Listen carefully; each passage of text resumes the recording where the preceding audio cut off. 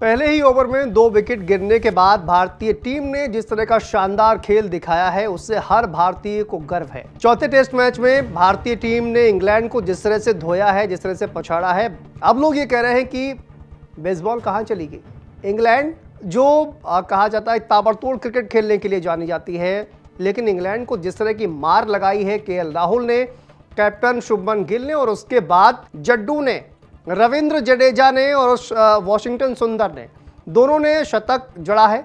शुभमन गिल ने शतक जड़ा है, लेकिन दुर्भाग्यवश केएल राहुल का शतक नहीं हो पाया, लेकिन वो भी किसी शतक से कम नहीं है। जिस तरह से पहले ही ओवर में 2 विकेट गिरे और उसके बाद खूंटा गाड़कर दोनों ही जो भारतीय टीम के एक कहा जाए कि बल्लेबाजी की रीढ़ हैं, शुभमन गिल और केएल राहुल, दोनों ने जिस तरह से परफॉर्मेंस किया है उसके बाद ये बेस तैयार हुआ और उसका फायदा उठाया रविंद्र जडेजा ने, वॉशिंगटन सुंदर ने।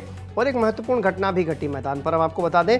दरअसल इंग्लैंड की टीम जो है वो बुरी तरह से थक चुकी थी, क्योंकि लगातार बल्लेबाजी भारतीय टीम कर रहे थे। पूरा दिन इंग्लैंड के जो फील्डर हैं उनको जमकर दौड़ाया भारतीय बल्लेबाजों ने। ऐसे में ये कोशिश की जा रही थी इंग्लैंड के कप्तान बेन स्टोक्स की तरफ से कि अब शेक हैंड किया जाए और यहीं पर मामले को ख़त्म किया जाए, मैच ख़त्म किया जाए। लेकिन रविंद्र जडेजा इसके लिए तैयार नहीं थे। एक ऑडियो भी वायरल हो रहा है, इसमें वो कह रहे हैं कि आई कांट डू एनीथिंग, और ये फैसला कहीं ना कहीं कैप्टन लेगा कि पारी मैच अब यहाँ पर ख़त्म किया जाए या नहीं किया जाए।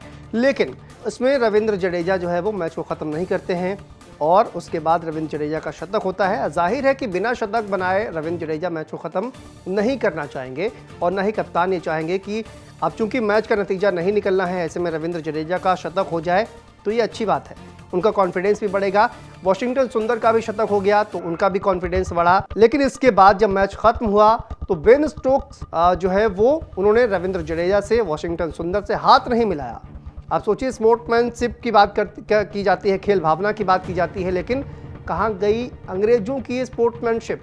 लेकिन वो अलग बात है। लेकिन जिस तरह की मार लगाई है भारतीय बल्लेबाजों ने, जाहिर है दर्द तो होना ही था इंग्लैंड के खिलाड़ियों को, और वो मैदान पर देखने को भी मिला कई बार। हमने तो एक बार ये भी देखा, आपने भी देखा होगा कि रविंद्र जडेजा ने जब शॉट लगाया, उनका शतक पूरा हुआ, उसके बाद जो बॉलर था वो बढ़ता है हाथ मिलाने के लिए रविंद्र जडेजा से, लेकिन रविंद्र जडेजा हाथ नहीं मिलाते क्योंकि अभी वॉशिंगटन सुंदर का शतक होना बाकी था। तो ये कई दिलचस्प जो दृश्य हैं वो देखने को मिले इस पूरे मैच में। लेकिन भारतीय बल्लेबाजों ने चौथी पारी में कहा जाए कि जिस तरह का खेल दिखाया अपनी दूसरी पारी में, वो कहीं ना कहीं काबिले तारीफ था।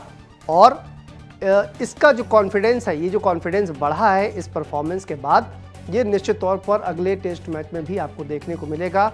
और नो डाउट कि रविंद्र जडेजा के ऑलराउंड परफॉर्मेंस जिस तरह की वो कर रहे हैं, काबिले तारीफ है। और 5वीं टेस्ट सेंचुरी भी रविंद्र जडेजा की ओर से आ गई है, तो उनका भी मोरल काफ़ी हाई होगा, कॉन्फिडेंस बढ़ेगा। और इंग्लैंड को जिस तरह की मार लगाई है, जिस तरह से दौड़ाया गया है, इंग्लैंड जो है वो कहीं ना कहीं अब सोचने के लिए मजबूर होगा कि इस तरह की पाटा विकेट जिस तरह से तैयार की जा रही है वो करवाई जाए या नहीं। ओवर में ये कहा जाता है कि ओवर में गेंदबाजों को मदद मिलती है, खासकर स्पिनर्स को।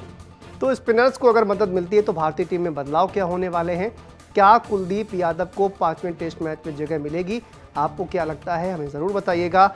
और ख़ासकर रविंद्र जडेजा, वॉशिंगटन सुंदर, और क्या कुलदीप को भी अब इसमें इंक्लूड किया जाएगा, तो 3 स्पिनर हमारे पास हो जाएंगे। क्या 3 स्पिनर भारतीय टीम अफोर्ड कर सकती है या एक स्पेशल बल्लेबाज को खिलाया जाएगा, आपको क्या लगता है ज़रूर बताइए।